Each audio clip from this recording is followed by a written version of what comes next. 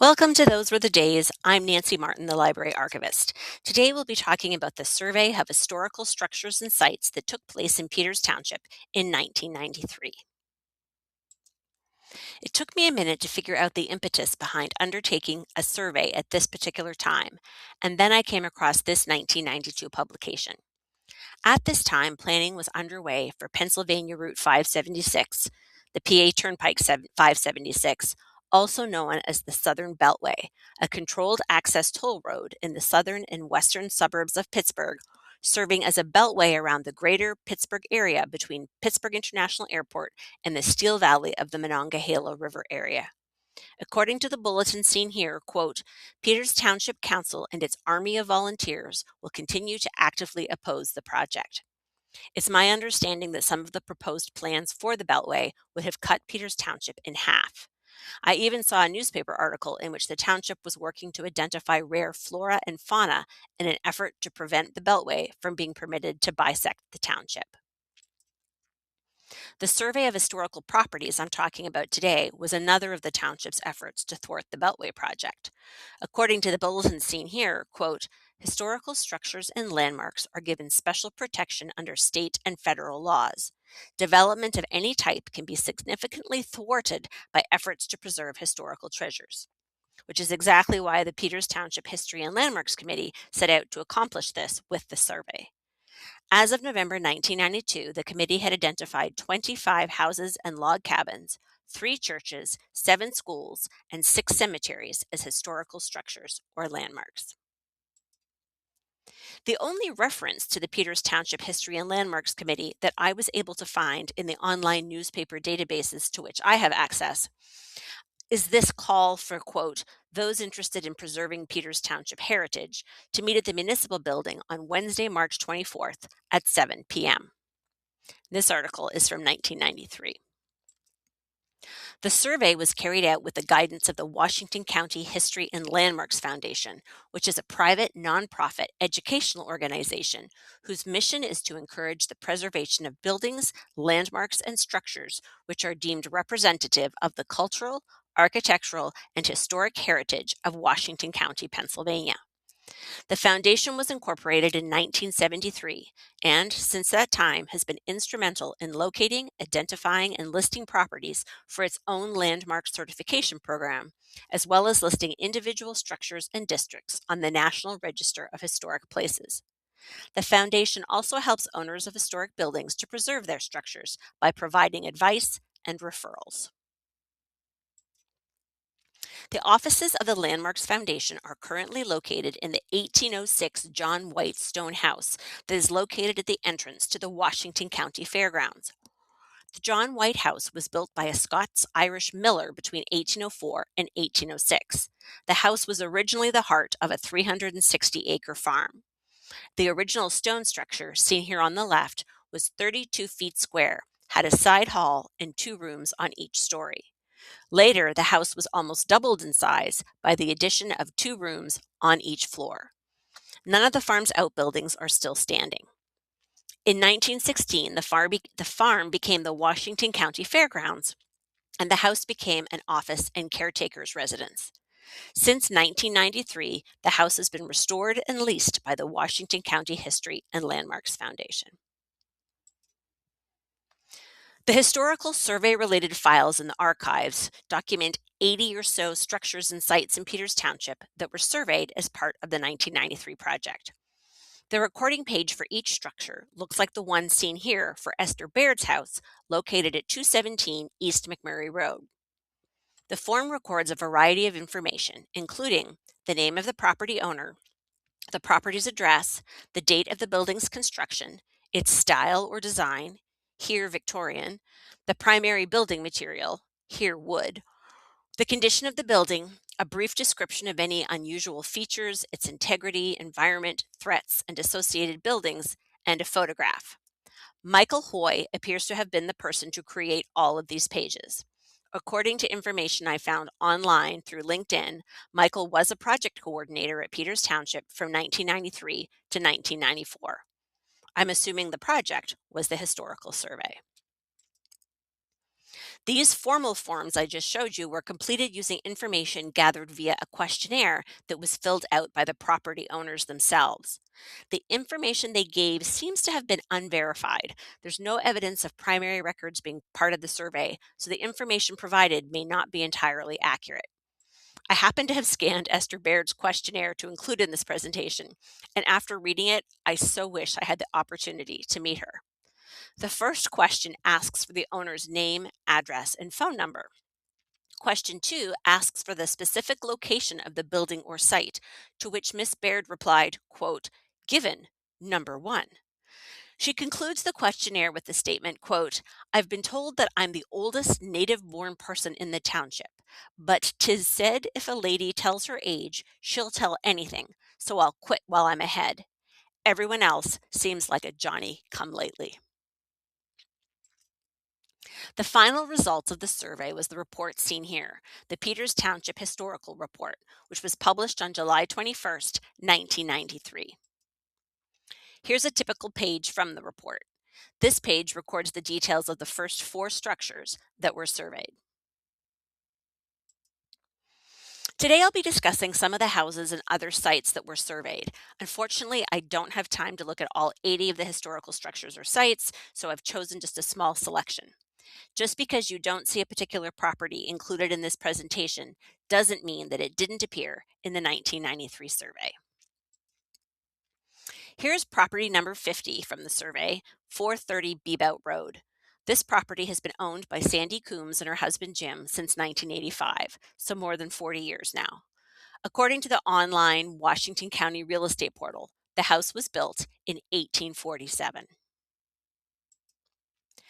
This house was the childhood home of the library's current technology and makerspace librarian, Sarah Quinn. Sarah was only a baby at the time of the 1993 survey. Her mother still lives in the house 33 years later. This house, built in 1865, is what remains of the Caldwell Farm on Old Washington Road. The house was once known as Cedar Hill Farm and was the residence of Margaret Caldwell and her daughter Mary. The farm was featured in Caldwell's Illustrated Combination Centennial Atlas of Washington County, PA from 1876. According to the Atlas's business directory, the farm was 70 acres in size and located in Thompsonville. When Margaret died, the 70 acres passed to her daughter Mary, who was the grandmother of Boyd Caldwell Roach, who was one of the library's oral history participants back in the early 2000s. This picture of the farm was taken in the early 1900s. You can see that at the time, Old Washington Road was a single-lane dirt track. This has to be one of the earliest houses in Peters Township, though the building date of 1785 may not be correct. Again, it was the homeowners themselves who filled out the questionnaires. The house's bricks apparently were made from clay from the property, and in 1993 it boasted 6 open fireplaces and a 150-year-old ginkgo tree. This house sits on Bebout Road, not too far from Fire Station number 2, but all you can see from the road is this. Here we have the former Lucian farmhouse on Sugar Camp Road. Walter Lucian's grandson Pete Rothar lives across the street from the house, in a ranch-style home. Pete told me that his family, his mother was Martha May Lucian, moved to a modern ranch house with a pool across Sugar Camp Road from the farmhouse in the late 1950s. And then Pete, as an adult, moved into the ranch house on the same street that he lives in now with his wife Celine. This particular photo of what many of you call the Bruni farmhouse wasn't taken as part of the 1993 survey. This is a more recent photo I borrowed from the Washington County real estate portal because the survey photo was taken from such a distance that you could barely make out the house. This house sits on the site of Empress Arabians. Here's an 1895 photograph of the Frobe family in front of the same house, which they rented before purchasing their own farm on what is now known as Frobe Road. Notice the gorgeous 2-story veranda that used to be on the front of the house. The photograph was taken by the Standard View Company out of Butler, Pennsylvania. Standard View was a photography company that sent men out on the road taking photographs, such as this one. Here's a closer up image of, from left, Elizabeth Zimmerman Frobe, her husband George. Seated in the center of the image is George's mom Elizabeth, then his brother Philip, and on the far right, John Bucks, a farm laborer who lodged with the family. Elizabeth and George were Earl Frobe's parents. I'm sure many of you remember Earl from his time as a township supervisor. I love the ad written by the Standard View Photograph Company that you can see here. It appeared in the December 25th, 1904 edition of the Pittsburgh Press newspaper and read, quote, "Young man wanted for the road, must be hustler and good talker." This house at 368 Churchill Road was apparently built by members of the Wright family in 1822. If you search the same address, 368 Churchill Road, on the Washington County Real Estate Portal today, this is what now sits on the site. Clearly, not every historical home surveyed in the 90s is still standing today. This is the Elijah Townsend House at 3620 Bebout Road, built in 1820. Townsend is seen here in a drawing from Boyd Crumrine's 1882 History of Washington County, Pennsylvania. Townsend was born in Peters Township on May 8, 1784, the eldest son of Daniel and Lydia Townsend, a well-to-do farming family. Elijah married Nancy Riggs in 1807. Together, they had 12 children. He died on May 18, 1871, shortly after celebrating his 87th birthday, and is buried in Peters Creek Baptist Church Cemetery. This house at 615 McCombs Road, built of hand-hewn logs, has stood since 1820. It still stands today, but looks like this. The survey page for this house at 206 Center Church Road says that the house once served as the parsonage for Center Presbyterian Church. Longtime township resident Sam Cushy thinks the church sold this house sometime in the 1950s. The church later built two other houses for ministers to live in, though both have now been sold. Some of you have asked about the Peters Creek Christian Church Cemetery at the corner of Churchill and Sugar Camp Roads. According to findagrave.com, the cemetery contains 125 graves and is also known as the Campbellite Church Cemetery and the Crossroad Church Cemetery. According to Boyd Crumrine's 1882 History of Washington County, the church was formed as a result of a schism in the Baptist churches of Western Pennsylvania that began around 1830. According to that history, a frame meeting house was built on the lot in 1858. By 1882, the church only had 40 members, but was, quote, in a peaceful and healthy condition. It appears from the sign seen here, which still stands today, however, that the church was dissolved in 1927. Just recently, as I was going back through the Ralph Kessler scrapbooks, a collection that was arranged and described before I started working here, I came across this copy of a 1930 photograph that shows what the frame church built in 1858 looked like 3 years after its 1927 closure. It was clearly in serious disrepair by 1930, so it's not really surprising that the structure no longer exists. A shout out to Ralph Kessler, who's a frequent library patron. The 3 scrapbooks he donated to the archives contain an absolute wealth of historical information about the township. Here we have the Bebout farmhouse on Bebout Road. Ira Bebout was living and farming here in 1993. The property is still occupied and farmed by members of the Bebout family. This house belonged to Dr. Charles W. Townsend and his wife, Margaret Wright. The couple had 8 children together, and Dr. Townsend ran his practice out of the house. The house is a symmetrical Victorian with 2 staircases and 2 porches. Most recently, 2 generations of the Long family have lived in the house. This house on Waterdam Road is very striking with its stone chimneys and column supports and its wide front porch. The Washington County Real Estate Portal claims it was built in 1947, but I suspect that was a data entry error and that it should read 1847. Note the distinctive chimneys on the house at 378 McCombs Road. They appear to be 2 separate chimneys joined by brickwork. Also note that the chimney on the garage or outbuilding behind the house mirrors those on the house. The house seen here and the property surrounding it was the property that was bought by George Frobe in 1905. You'll remember we saw a photo of George and his family earlier when he was renting the nearby farm on what is now Empress Arabians. George's son Earl Frobe lived in this house at the time of the survey in 1993. My understanding is that even though the property is now owned by Frobe Management LLC, Earl's sister Mary has been given permission to live out her life in the house.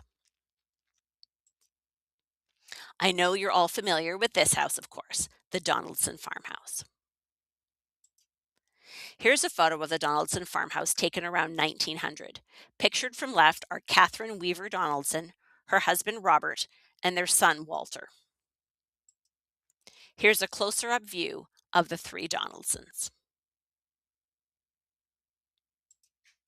I'm sure you're all well aware of what stands on the site of the Donaldson farmhouse today, a PNC bank and strip mall. Mount Blaine at 203 Old Oak Road in Peters is an 1840s Greek revival house. It was originally the country residence of Reverend Matthew Brown, who was the first president of Washington College, back when Washington College and Jefferson College were two separate entities. Brown named the house after his first wife, Mary Blaine, who died in 1818 and so never saw the house named in memory of her.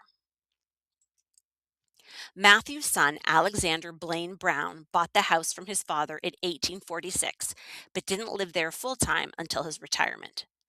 Alexander served as president of Jefferson College from 1847 to 1856 and as pastor at Center Presbyterian Church in Peters from 1841 until 1845 and again from 1850 until 1862. Alexander so loved Mount Blaine that he composed a song to it, the first verse of which reads, "On a hill close by the lane is a home that's called Mount Blaine, bound with memories to the heart fond and dear, scenes of happy days gone by, crowd before the tearful eye, with their loved who ne'er again shall there appear." I pass this house on Sugar Camp Road twice a day on my way to and from work. It's right down the street from the former Lucian farm. This was once the Lafferty farm. According to the 1950 census, James and Nellie Lafferty and their daughter Nellie Marie, who was born in 1922, lived in the house in 1950. Spike Emmerich tells me that the Laffertys also owned the meat locker building that once occupied the site of Peters Township Fire Station number 2 at the corner of Sugar Camp and Beebout Roads. And here we have 791 Sugar Camp Road, now owned by a member of the Trax family. This was Carolyn Stute's first childhood home. I want to draw your attention to the towering evergreen tree on the right side of this image, which I took from Google Earth. This was Carolyn's first Christmas tree that her dad planted in the yard and that has continued to grow there since the 1930s. I thought we'd end today with an iconic Peters Township house that still stands today. This, of course, is the McMurray House, built at the corner of East McMurray and Valley Brook Roads in the early 1900s. What I appreciate about this 1993 image from the survey is that the house still has the look of a private residence. I'm accustomed to seeing it surrounded by a parking lot and with commercial signs in the yard. Thank you for watching. Please join me again on Thursday, February the 12th, when we will talk about past winters and wintertime entertainment in Peters Township.